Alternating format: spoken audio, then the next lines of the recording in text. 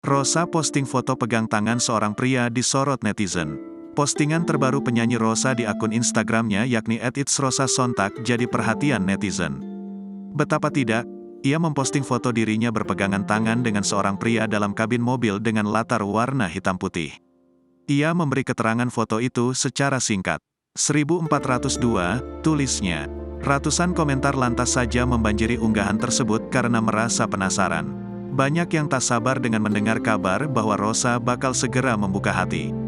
Akhirnya publish ya, Can't Wait on Our Big Day sang diva milenial, tulis Bennu Sorumba. Bennu Sorumba adalah seorang make-up artis ternama yang selama ini menangani pernikahan sederet sosok ternama.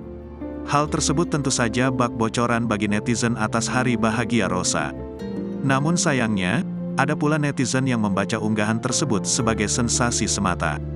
Bahkan, dikaitakan pula dengan promosi video musik yang digadang bakal tayang. Video musik terbaru nih, tulis netizen. Nah loh, lagu apa kira-kira, tulis akun yang lain. Belum diketahui siapa pria dalam foto hitam putih itu. Namun, sebelumnya Rosa diberitakan dekat dengan penyanyi Afgan.